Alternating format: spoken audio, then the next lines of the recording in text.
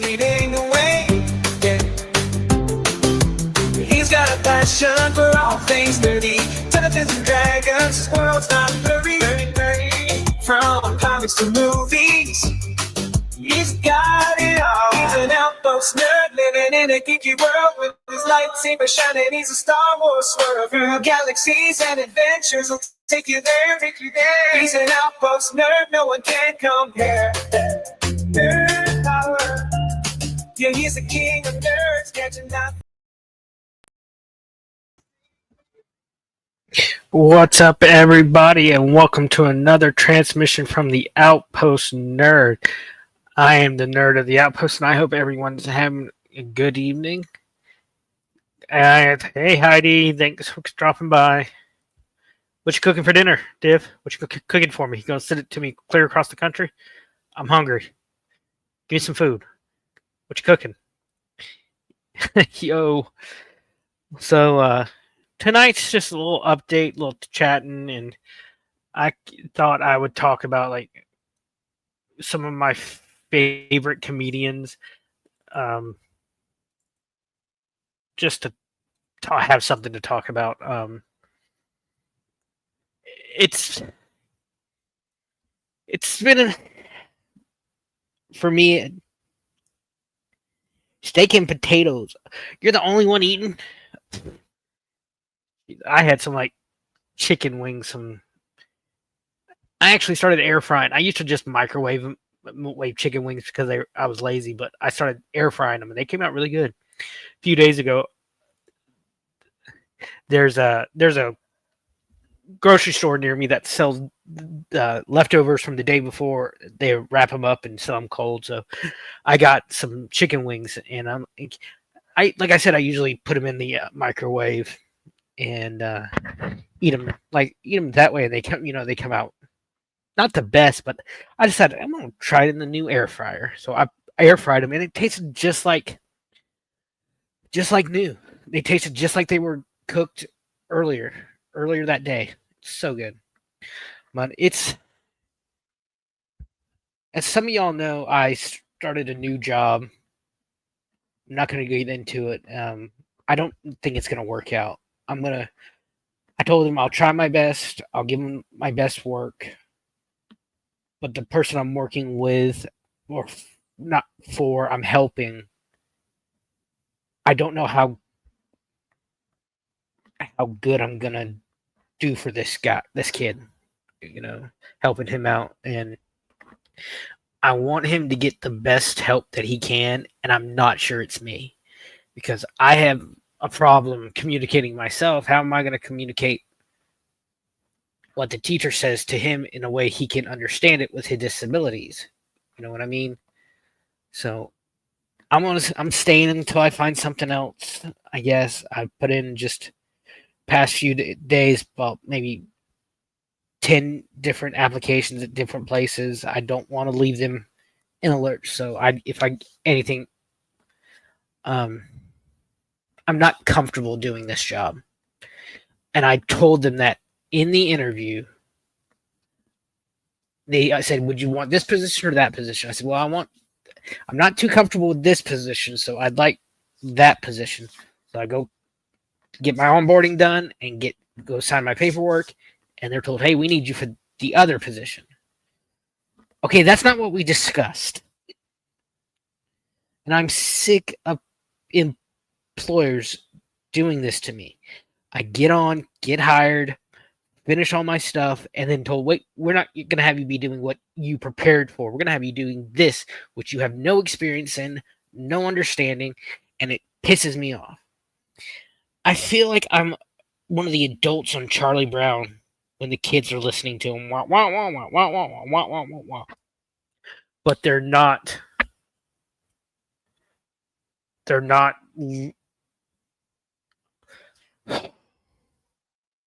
This is going to sound selfish, but after 38 years, my birthday is the 23rd this month. I turned 38. After 38 years of worrying about what other people want, I'm trying to worry about what I want, what's best for me. Yo, Memento, what's up? Thanks for coming in. Thanks for being here. I'm just talking, gonna vent a little bit and then talk about some comedians. And there's two of y'all in here. Why is it telling me there's only one viewer? I don't understand. StreamYards has just messed up. I don't know. But I thought, you know, it was surreal going back to my old middle school, working there now. Okay, so it's not just me. Okay. Maybe that's part of my problem. I think no one's watching, but actually there's people watching. uh, that's good to know. Um, I had not been at this school since 2002. I was that's at this school from 99 to 2002. So going back now, it's a lot smaller. Lots changed, but a lot's still the same. I could even find where my old locker was in sixth grade. And met the band teacher. She was actually a sub when I was there. She would sub for our band director. There's only one other teacher that there is one of the PE coaches that's still there from when I was there, and I don't ever get I don't go to PE for any reason, so I didn't get to speak to her today. But it's not the best. People say, "Oh, you're just working with one kid. That must be so easy." Yes and no. He's a great dude, and it's just I'm not sure I'm going to be able to help him.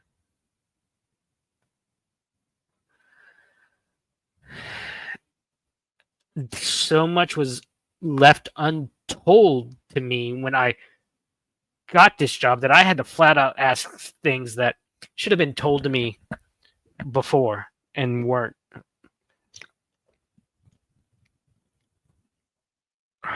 Wish this Diet Coke was something harder, honestly. But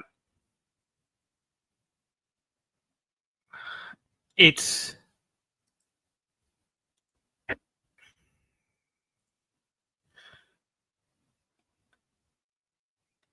I don't know. I don't know what I'm saying.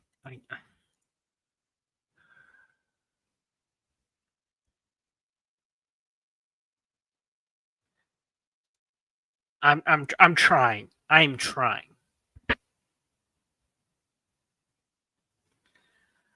Um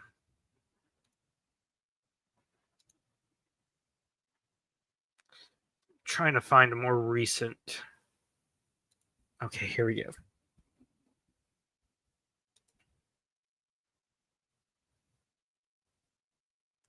That's not. I'm trying to.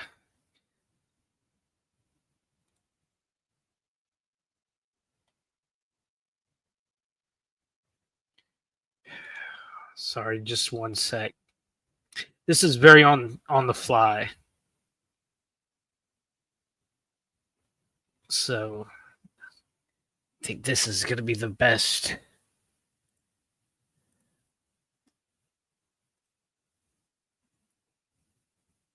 So I just want to talk about like is comedy making a comeback? You know, for the past few decades, it's been real hard.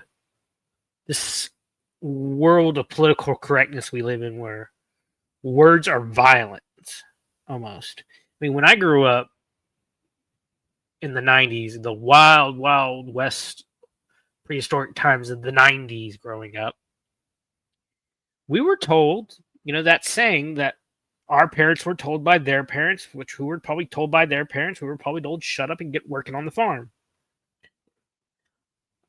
We were told sticks and, you know, that sticks and stones may break my bones, but words may never hurt me. Well, that is not taught anymore.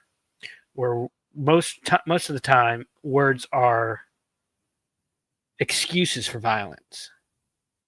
I know Jerry Seinfeld stopped playing at colleges because it got so bad you couldn't say anything. You say something wrong, people want to cancel you. It's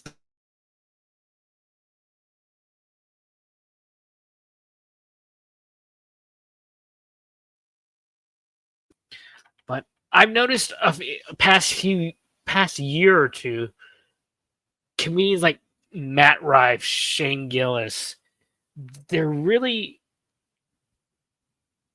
it's making a comeback where you can say stuff and they'll get offended, but people don't care anymore. So I wanted to talk about I love comedy. I grew up listening to the old um, Dean Martin celebrity roast. Yeah, I think nowadays with the invention of YouTube, it's given a platform to people that would not have made it in the clubs back in the day. It's kind of done away with, going out there and making your bones in the club circuits, going out, um, traveling 360 days a year, tune shows a night kind of thing. Like, Jeff Foxworthy, I recently,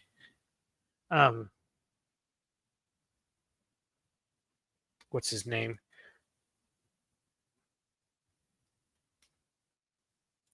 I saw a recent interview with Jeff Foxworthy by Brett Krishner or whatever, the fat guy without the shirt who does the shirtless stuff, and he said when he was starting out, he was doing in like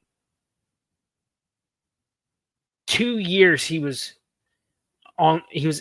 had done like 800 or 900 shows when he was starting out. Gone are the days where your career was made or broken by a thumbs up or a come over here or clap from Johnny Carson. Because when Carson, I love watching those old Carson the Tonight shows. You didn't know, it didn't matter what political side you were on. He was funny. You didn't know his politics or Ed McMahon's politics or any other ones on that show's politics. It didn't matter. His job was, and he said it, his job was to make you feel good at the end of the day. We don't have that anymore in late night. But when you were a comic, Johnny could make or break your career. Johnny would, when you were doing your set, this is what Foxworthy said. When you were doing your set, if Johnny didn't like you, he wouldn't pay attention. If he liked you, he'd clap and laugh. But if he really liked you, it's when he called you over.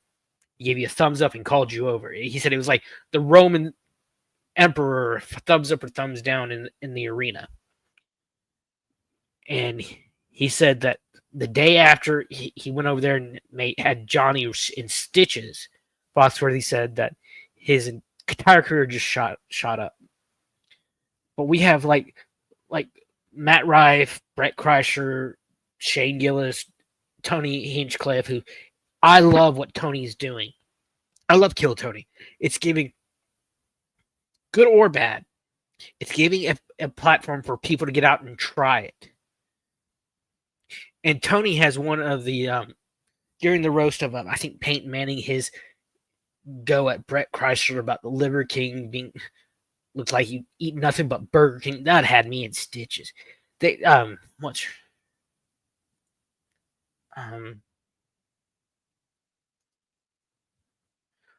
What's her name? She was the blonde.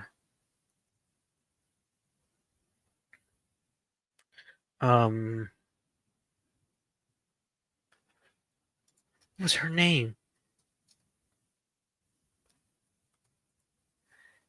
Nikki Glaser. She was funny. A lot of people think that Nikki Glaser was the breakout star.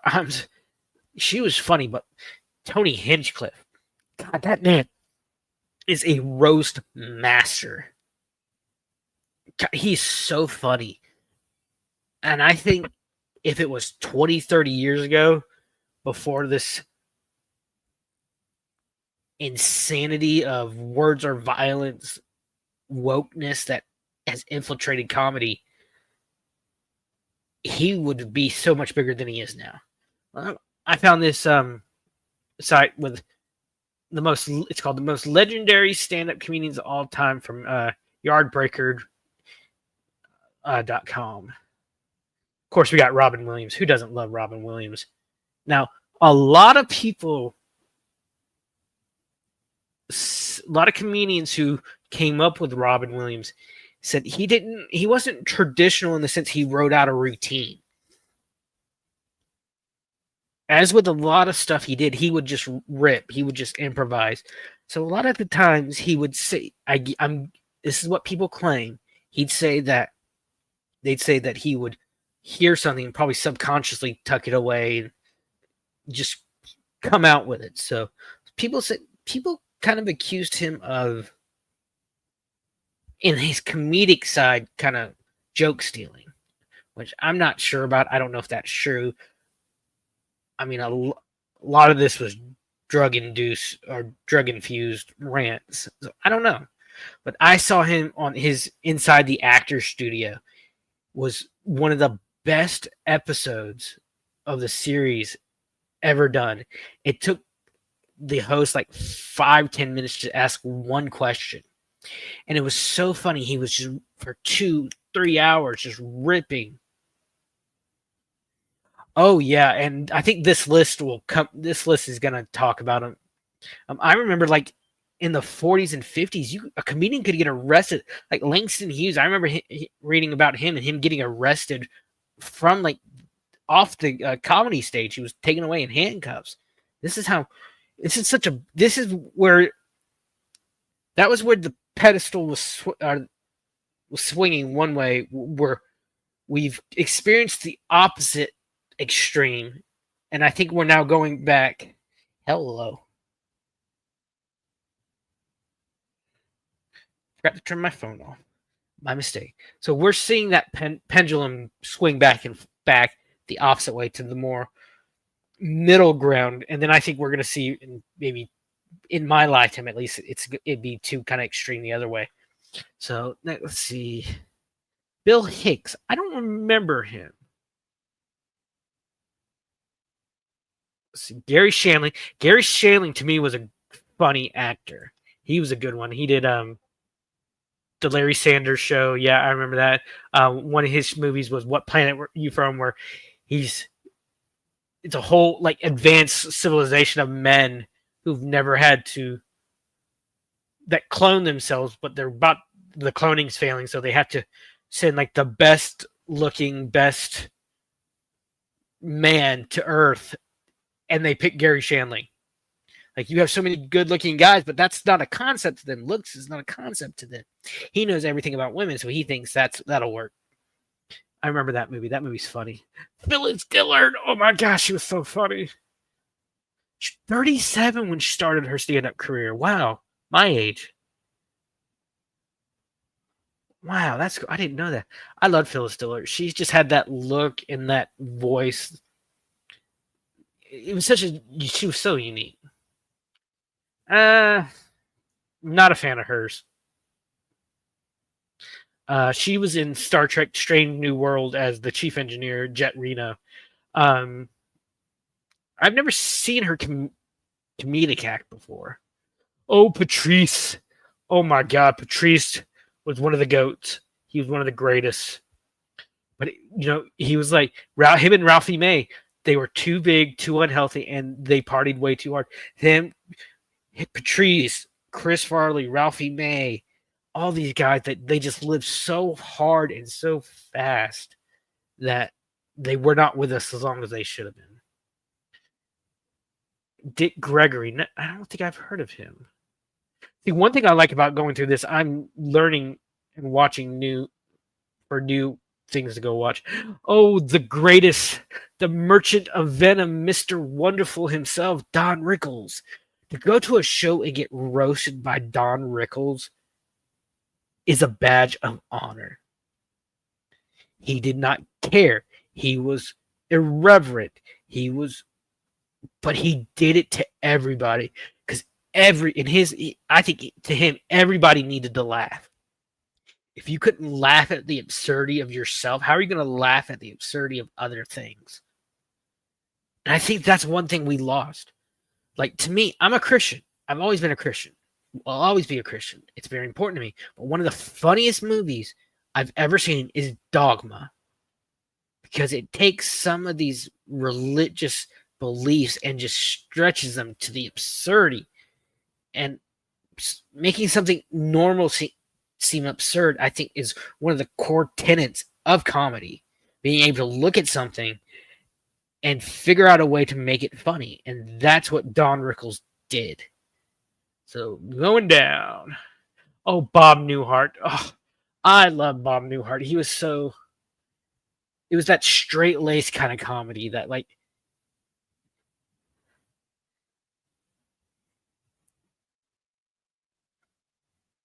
Oh, he did the one-sided phone conversation bit. That is cool. He'd have imaginary chat with people like Abraham Lincoln and Sir Walter Raleigh. Oh, he was like one of the best straight men. I watched a show and movies growing up called The Librarians, where he co-starred in it. Great historical, and he was historical pieces. It's so fun. Red Fox, you big dummy. Oh, I was just reading about him, about Sanford and Son yesterday. Oh, wow. Red Fox recorded what was the first real stand-up record. First of 50. Wow. He's friends with Malcolm X, who called Fox the funniest dishwasher in Chicago, back when he was known as Chicago Red. That is cool. Dave Attell. Oh, I used to watch his show Insomniac. Yeah, I like comedians that are, when they're dirty, they're dirty and they're not apologetic for it. That's funny. Stephen Wright,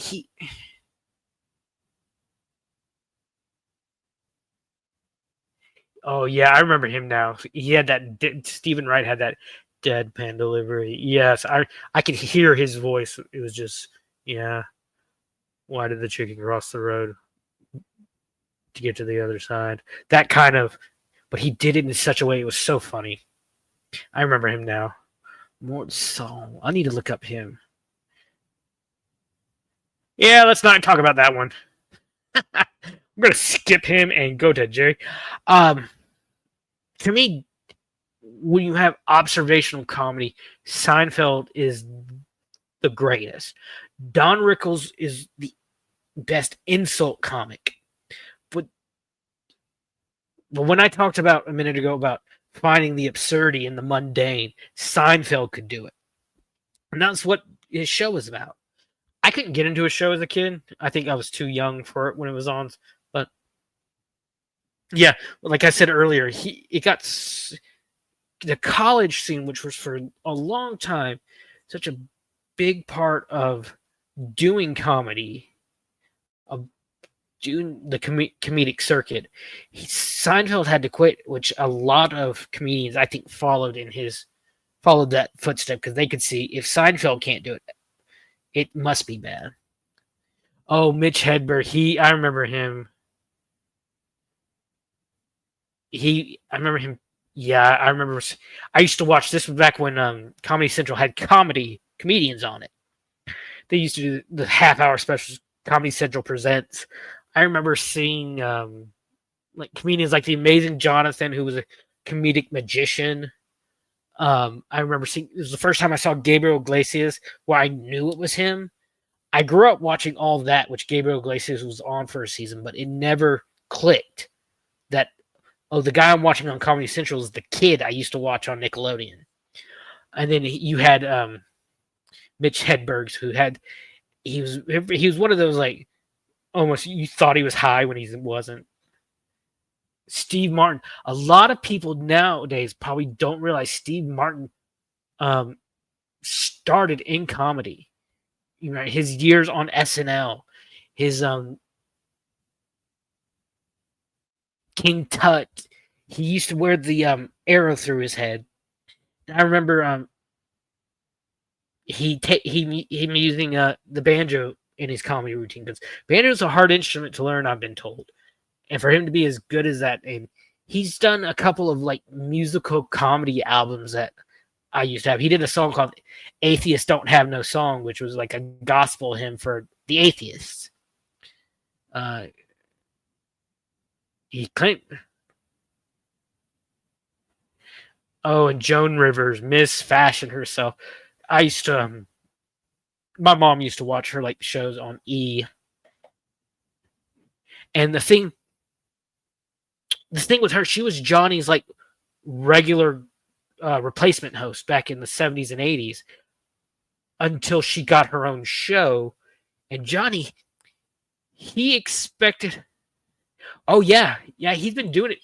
He's been doing it since the 70s or 80s. I remember that. But a lot of people I'm talking about, like from 90 kids on, they don't realize he started out in comedy. They don't like. I go back and watch the old first. I think I used to watch SNL up until the 90s, like those years when you had Mike Myers and all like those kind of guys on. You know, I used to watch those and before until like the mid 2000s when they started getting political, too overly political. So I'm like, yeah, it's not my cup of tea anymore. I remember John Belushi doing the samurai lawyer and hitting the guest host in the head with his sword because John Belushi was crazy. But ooh, okay. Joan Rivers. But with Carson, he would expect loyalty to the utmost extreme almost. And when Joan was given her own talk show against him, I think. I don't know if it was against him per se. He felt betrayed and he never, I don't want to say never, but I don't think he ever had her on as guest host again. Let's see who else. Dave Chappelle. Oh, I grew in high school watching the Chappelle show. I'm Rick James. But this guy, Dave Chappelle has integrity. He didn't like what they were doing with the Chappelle show, so that's why he walked. But he kept working. I remember a few years ago, he was working at the Hollywood Bowl, that big venue in Los Angeles, and someone ran up and tried to attack him. Again, words do not equate violent, and I wish people would start to realize that. He's only 45 years old. That's a rough 45, my dude. Chris Rock. Oh, I remember him in Saturday Night Live and in Living Color. I don't remember him in Living Color. Wow. This one I don't know. Mom's Mabley? What's up, Fo? What's up? Just talking to some comedians and giving my views about the current state of comedy. Lenny Bruce. This was the one I was talking about. That's right. Not Langston Hughes. Lenny Bruce. Lenny Bruce is legendary comic who is often remembered for his arrest and blacklisting than his actual comedy. He's constantly harassed by the police, banned from performing in venues, and even in foreign countries for obscenity, and he struggled with drug addiction. Ooh, he died at 40. Ooh, Eddie Murphy. Oh, I loved it. What was it? His Raw. I've watched his comedy. I grew up watching his movies. I just watched Axel F last year, the fourth Beverly Hills Cop, and it was good. I thought it was pretty good. Weak start, but it ended really strong. It was really funny. George Carlin. Now, this man was a free speech absolutist, and he was such a great actor, so funny. But he was so smart. He was that man should have been like he was a genius in my opinion. Put out 24 specials over his 50 years, making him the Cy Young of comedy. He started out like a lot of these comedians as fairly mainstream, doing characters like the hippy dippy weatherman, performing decidedly more countercultural. Carlin, I agree. This is where he shined. Carlin's great ability was to dissect any subject like football versus baseball using his smart and clear love of language, including 7 words you can't say on TV. I wonder how many words there are now. Oh, and finally the greatest one of the greatest, Richard Pryor. He was so. I love the joke. Richard Pryor had a notorious incident where I think he had I don't know how it happened, but he set himself on fire and ran down the street. And he had this joke laid afterwards after he's like Richard Pryor impersonation. He strikes a match. He's like Richard Pryor running down the street. It was so funny. And him and Gene Wilder, were just great together. But let me bring me back. I'm still here. There we am. I think that we need comedy. Comedians are so important because they allow us to look at things that make us uncomfortable as a society in a way that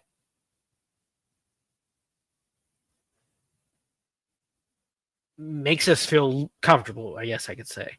We need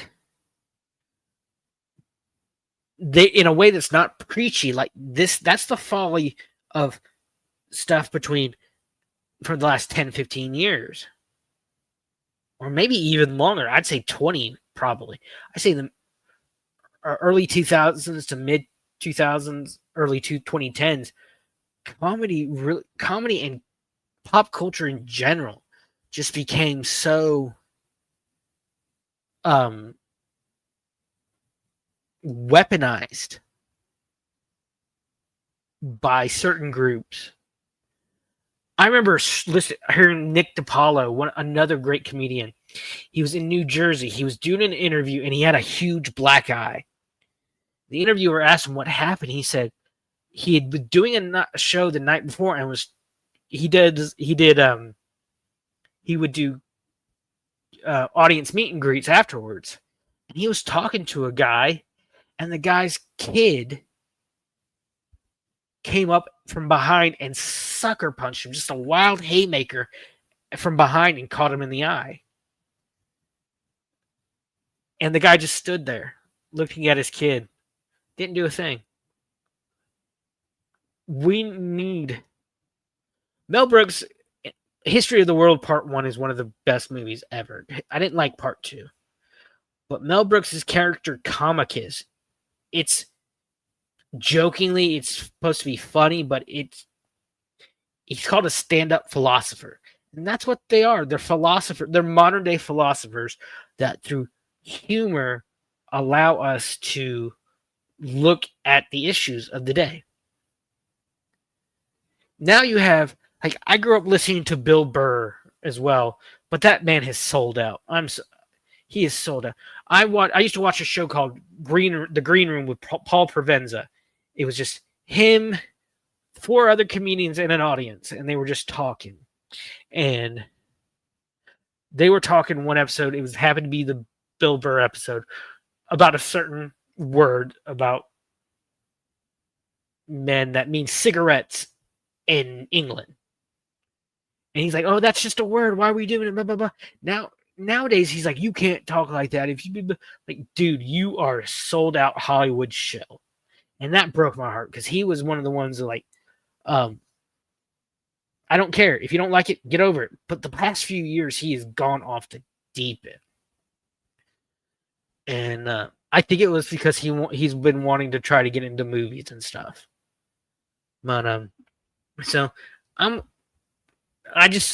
wanted to stream tonight. I'm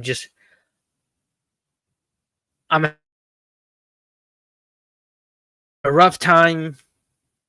Personally, I have so many things going on this month. I have to go renew my license. I have to go get new glasses so I can renew my license, which is going to cost me like $200. Um, I'm just.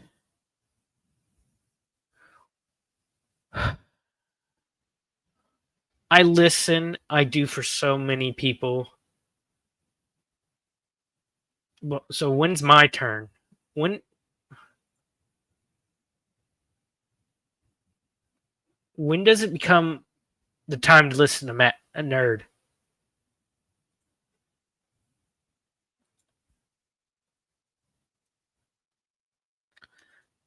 When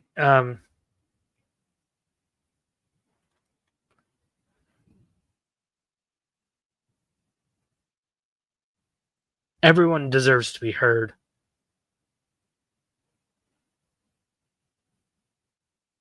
but I'm decisions are never made with me being considered. I doubt that's. I don't know if that's the same for most people. Certainly isn't around me. I've had people. I have seen people have others reach out to them and pull them up. But then when I reach out my hand waving, it's no, it gets slapped away. I guess you could say. Um,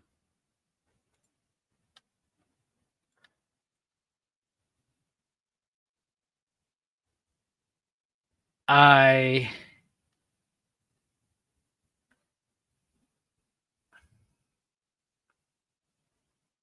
I wish people thought of me as much as I think of other people.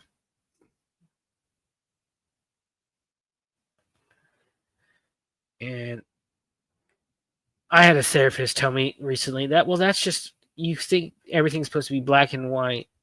Some things are. Some things are. There's truth and there's lies. And if you say otherwise, it's delusion.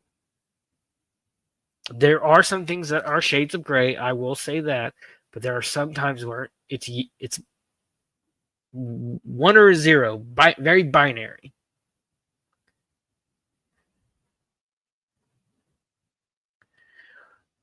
Um,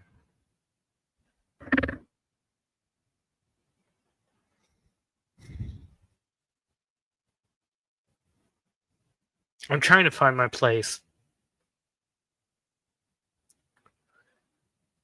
and I'm running out of places to try. I am getting to the point of I don't know. Now, I'm not going to do anything harmful. Don't take it this way. I'm just getting tired of trying to deal with people and getting crapped on. I'm not thinking like that. I'm just I I see my goals. I can see my goals ahead of me, but I can't see a way to get to them. I can't figure out how. That it's like the Frank Sinatra song, I did it my way. No, I'm stuck doing it everyone else's way. And every time I try to do it my way, people get pissed at me and kick out my legs from under me. I'm I don't know. I don't know. I want to do the best I can. But should I be miserable and just so dejected while I do it for people? When do I get to stop doing things for other people and start doing for myself? I want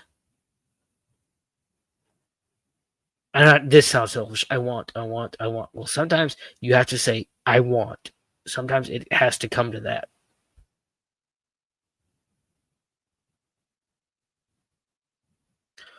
Let me see something. I want to bring something up. I'm not going to bring it up.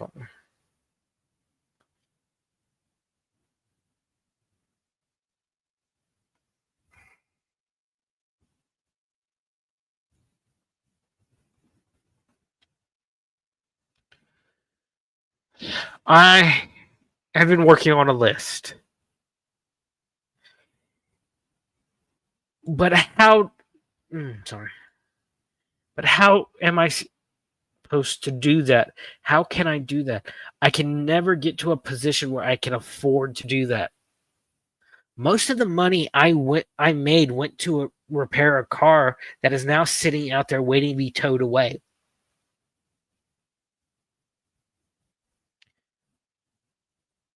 And I've been thinking about goals that I want, and there's not necessarily in that order. And not necessarily order to them. It's just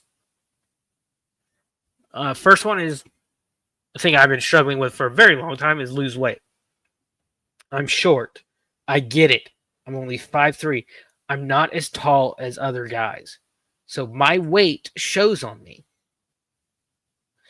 Second is get my bachelor's, which I think I could do if I could just afford, see about getting financial help. And that's what I'm trying to do. And that's, but the only jobs I apply for that I hear back from people are from the school systems. So it's, and a lot of jobs in my town are seasonal, and the season's closed recently. I live in a tourist town. One thing I lived on the bay on the Gulf so my entire life. And the third thing is learn to scuba. That could also, one, that would be fun, and two, that could be a career path, because I know like salvagers. I had a professor in college who was a sheriff's deputy, and he was a scuba diver. He would go in when they were looking for people or evidence in the water. One thing I want to do, number 4, is meet Yuri Lowenthal. He's a voice actor who I've gotten to talk to over DMs on Twitter. So, and 5 is go to Anime Matsuri, which I think just happened. I want to go to Anime Matsuri, meet like Vic Mignogna, all those people. Next one is learn to cook better. I've been cooking a little bit, like trying. I'm not a very good cook, so I never really tried it. A lot of times it was like, hey, go with your mom and dad. What are y'all cooking tonight? Let me have some. Or microwave. But one thing I did a few weeks ago that I never tried before was make my own fried chicken. So I got some chicken strips, battered them. Didn't put too much spice on them because I didn't want to go too overboard at the time. First time doing it, was really focused on what the simple recipe I'd found said. You must cook up a storm because you're probably the woman in your relationship, Snob. What's up, my dude? Just kidding. What's up, Snob? Y'all getting ready for B5 retrospect? But I find cooking relaxing. But I made some fried chicken, and it came out real juicy, real crispy, golden brown, and they were really good. So another thing I want to do is learn the guitar. I've been looking at a friend of mine is a very avid guitar player, knows all about like which ones are the best, which ones are great to learn off. I found some on Amazon for like $120. They're really beginners. They come with like the guitar case.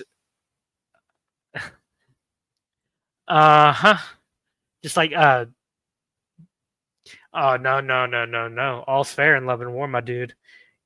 And when you love a woman, you want to cook for her. No, thanks for coming, dude. I'm glad you're here. Not gonna be able to be in B5 retrospect tonight in the chat. Like I said, it's just started the new job today, so I hope it goes well. And it's if y'all want some like real fun, just nerd out topic, really insightful look into a classic show like Babylon 5, go to Sci-Fi Snob, join him and Cam on Wednesday nights, and it's great show.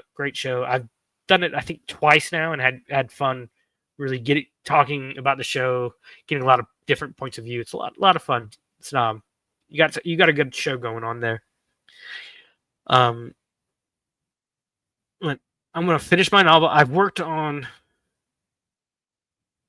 got my prologue done, and I'm working on my first chapter, so it's a slow process. Another thing I want to do, I've always wanted to take self-defense classes. I think that's fun, and as an actor, as a theater guy, that could be a profitable skill too. I want to travel. Yeah, it's fun. We got some great people in the audience too that really are knowledgeable. And like I said, it's fun getting all these points of view, and especially getting the AI Cam mad. Oh gosh, that was so much fun.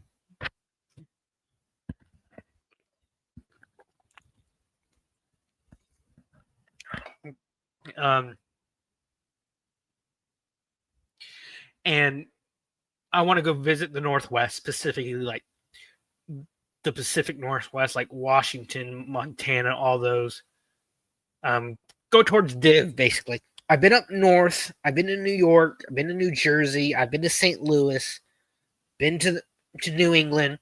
Been to Williamsburg. All those places up north. I've been south to Orlando more times than I care to freaking admit living here in Florida. But I want to go out west. I want to go see like the big forests out there. I want to go to Portland. I want to go to Seattle to visit, not to live there. I had a friend in college over spring break one year. She went to Los Angeles on a vacation. She comes back and tells me Rodeo Drive and Hollywood Boulevard are dingy. I said, girl, yeah, you're seeing them in movies, and of course they're going to clean them up when they're filming. But I want to go to Arizona and see Monument Valley. My uncle and aunt drove Harleys through Monument Valley, through Arizona, Nevada, and all that area. Would love to go to Vegas just and see all that. I had a friend growing up who's from Vegas, and I was like, he would say it's more than just the Strip, which my town is more than just a beach. So I knew where he was coming from. My last one on this list so far is hit 1,000 subs on here on YouTube. We just recently hit 200 a few weeks ago, which with my sporadic streaming, it's hard to stream sometimes. I've been fighting depression pretty much my whole life, so there's sometimes where I just can't. And there are other times like tonight when I just need to. But so yeah, that's some goals I want to do. So help me out, like, share, and subscribe to the Outpost and share it. I'd love to have more people. I'm grateful for you guys coming in. I always am. I'm grateful for the support I get and help me grow. I think, we as creators. Yeah, I tried. I'm gonna try to. I'm thinking about Saturday evenings, not Saturday nights per se, because I know a lot of other streamers stream as well. So I'm trying to find a good time where I'm not cutting into other streams and being kind of cut off at the knees by, not intentionally by them, but so many eyes out there, I guess. Yeah, and hopefully I can get some money saved up where I can actually either do StreamYards or Restream or whatever. Find a streaming service that works. I have a new neighbor who does like I gotta find his channel. I cannot remember it. He does like automotive stuff. Yeah, I guess you're right. I'd love to sit down and talk to him and get some tips for streaming because he's grown so big. He's got like brand deals and stuff. But so I have a view of what I want. It's like being on the opposite end of an unfinished bridge, and you're like the bridge is like half through, but you're out of materials and you can't figure out how to get more. That's how I feel right now. But it's all about trying. Like Yoda says, do or do not, there's only try. I'm trying. I'm seriously trying. And sometimes it has almost broken me, driven me crazy, or pissed me the hell off. But I'm trying. So, if you homework, you are so right. Do or do not. There is no try. Holy take my nerd car and tear it up. I cannot believe I did that. That's it. My brain is fried. I'm running on about 5 hours of sleep. I don't deserve to call myself a nerd after that mistake.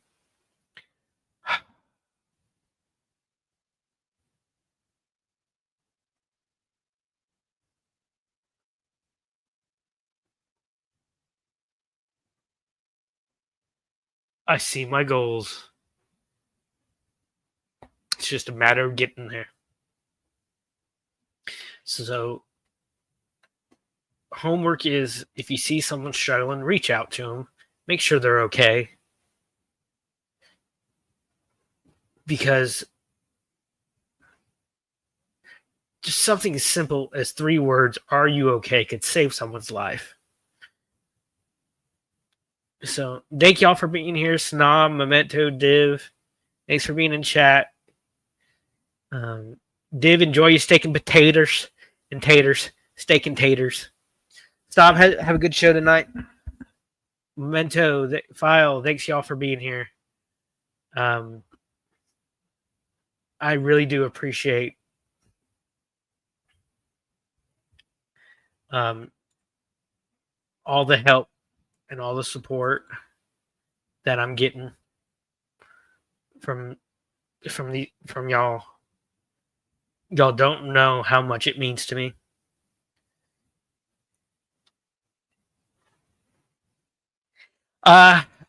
It's not. I would if I could. I got to get up. It takes me about an hour to get into town, and then another 20 minutes to get to school. So I have to leave pretty early, especially since I'm trying to get noon my sleep schedule. But I'll catch it on the rewatch. I'll definitely catch it on the rewatch. So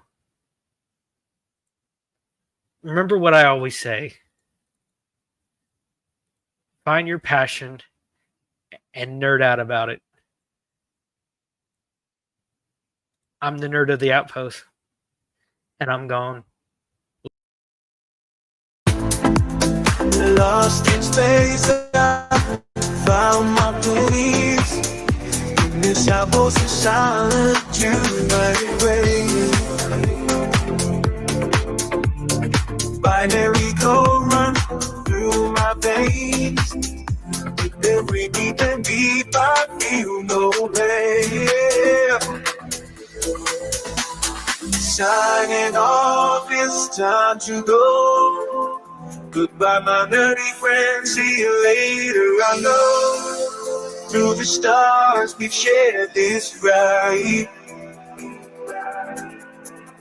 but now it's time to say goodbye.